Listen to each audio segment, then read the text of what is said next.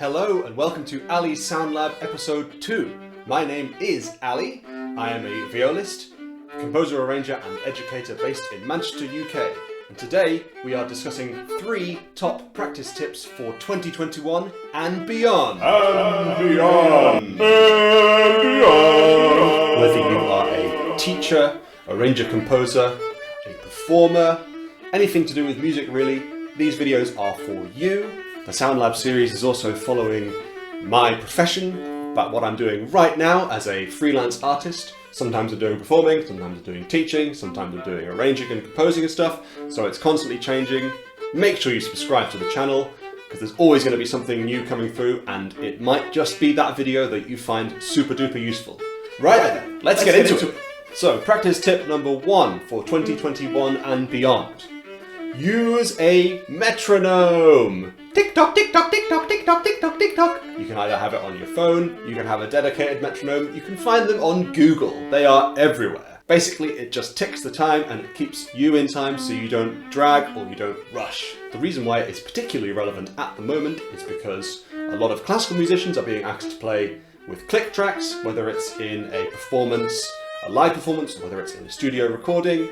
So I'm playing an extract from a Telemann arrangement that I've recently played, and I firstly played it with metronome and then I played it without metronome. So here's the first example. This is me playing with metronome.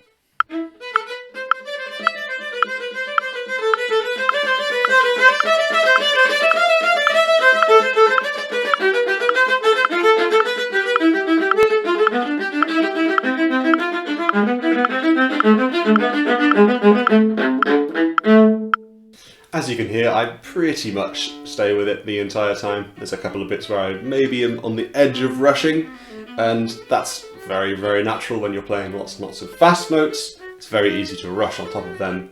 So that's why a metronome is very useful, because it keeps you in time. Here's the example now of me playing without a metronome. You can see I'm not using a metronome because I have no headphones in this time. 1, 2.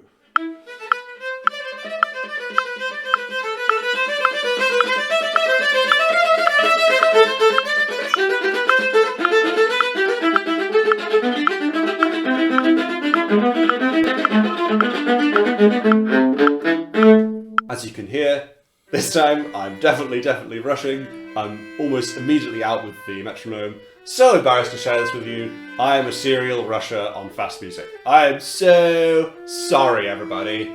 Nat!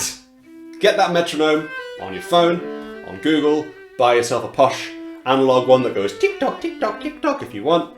Either way, it's a very useful device to get hold of, so do it now! Moving on to tip number 2. Tip number 2 is make sure that you write stuff in your music. Just to show you what I mean, I've got 2 examples here. One is from the first movement of a clarinet quintet by a Manchester-based composer called Robin Stevens. It's quite tricky rhythmically. There are lots of triplets and quintuplets over quite long periods of time, and I find them really hard to process. So I've written in every single beat that you can see, because it's also in 5/4, which is kind of not a traditional time signature if you like. I've even written in sometimes a kind of more simplified version of a complicated rhythm, so I can internalize sort of what it should be, and then I can sort of mold it to be closer to the actual requested rhythm by the composer. So yeah, but anything that works for you, honestly, I think the more that you write in, the better, because it's part of your practice, really. Second example is the second movement of Kurtag's Jelek for solo viola. These markings are a little bit dated now, but I did write in basically a finger on every single note. And honestly, do not be embarrassed to do that, because it is fine. It means that you've got a sort of more of a digital understanding of where your fingers are going to go when. Again, I've put in a couple of beat marks as well, so there's a couple of different things there.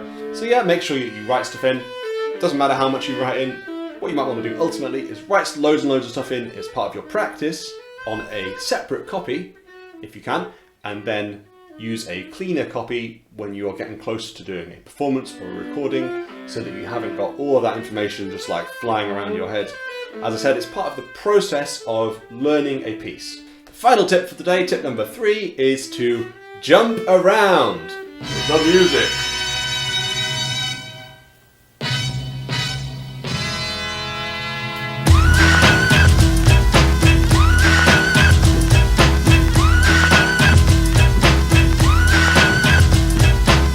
so I don't mean literally jump around, I mean jump around from bar to bar to bar to bar, start in bar 4, play to just to bar 5, start in bar 2, play to bar 3, etc. Don't just start at the beginning and try and get to the end with stops and starts, because it's not very effective practice. Ideally, what you want to be able to do is start in any bar in your piece, so if your teacher says to you, hey, start in bar 16 and stop at bar 25, then you can literally pick it up at that bar because you've already done it. The stranger place you could think of starting, maybe it's the second semiquaver of bar 74, the better. Actually, it means that you are making your learning more three-dimensional. It really makes you notice things that you may miss if you just try and do a whole run through. So it's a really, really important and really an essential way of practicing something to make stuff actually better every time you do it. Hope them 3 tips are very useful. As I said before, the Soundlab videos are constantly changing. This one is specifically relating to performance practice. But subscribe to the channel because next time it's going to be one on string quartet arrangement. Love to hear what you think about these particular tips in the comments below. As I said, they are for 2021 and beyond, especially the first one. You need to put them into your practice today to get better results tomorrow. Thanks so much for watching. See you in the next one. Bye bye! Bye bye! Bye bye! Bye bye! Bye bye! Bye bye!